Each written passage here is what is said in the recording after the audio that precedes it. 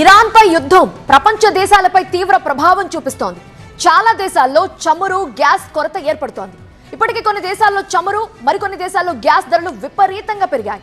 యుద్ధ ప్రభావం భారత్ పై పడిందా? దేశంలో చమురు ధరలు పెంచే ఆలోచన లేదని కేంద్రం క్లారిటీ ఇచ్చింది. మరి గ్యాస్ పరిస్థితి ఏంటి? దేశంపై గ్యాస్ బాంబ్ పడనుందా? కర్ణాటక పరిస్థితి అన్ని రాష్ట్రాల్లో రానుందా? గ్యాస్ కొరతపై కేంద్రం నజర్ పెట్టిందా?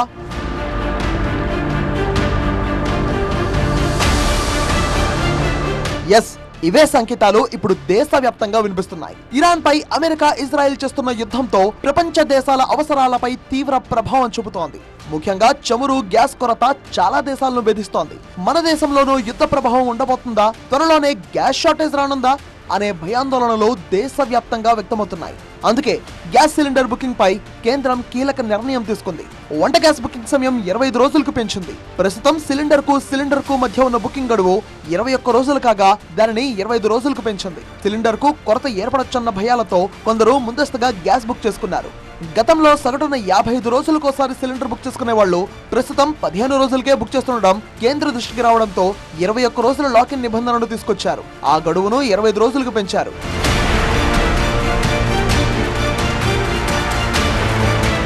కర్ణాటకలో ఇప్పటికే కమర్షియల్ గ్యాస్ సిలిండర్లు నిలిపివేశారు. దీన్ని నిరసిస్తూ కర్ణాటక వ్యాప్తంగా హోటళ్లు మూసివేశారు. ఇవాళ బెంగళూరులో హోటళ్లు బంద్కు పిలుపునిచ్చింది అక్కడి హోటల్స్ అసోసియేషన్. హోటళ్లకు వాణిజ్య గ్యాస్ సిలిండర్ల నిలిపివేతకు నిరసనగా హోటళ్ల బంద్కు సిద్ధమయ్యారు. పొరుగు రాష్ట్రాల్లో ఈ పరిస్థితులుంటే రేపు మన తెలుగు రాష్ట్రాల్లోనూ గ్యాస్ కొరత ఏర్పడనుందా అంటే అవుననే సమాధానం వినిపిస్తోంది. రేపో మాపో మన దగ్గర సైతం కమర్షియల్ సిలిండర్లకు బ్యాన్ పడే అవకాశం ఉంది.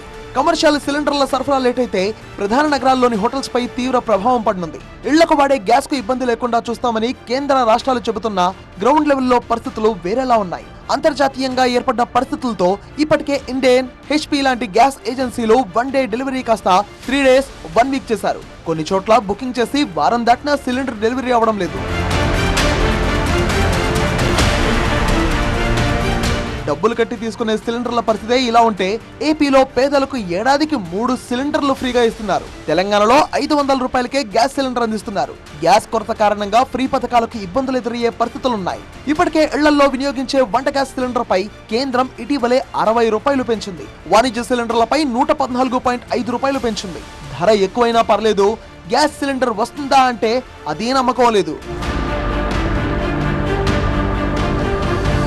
ఇరాన్ పై యుద్ధం ఇప్పటికే భారత్ ఎక్స్పోర్ట్స్ ను భారీగా దెబ్బతీసింది. యుద్ధం ఇలాగే కొనసాగితే రేపు గ్యాస్ సరఫరాపై కూడా తీవ్ర ప్రభావం చూపే అవకాశం ఉంది.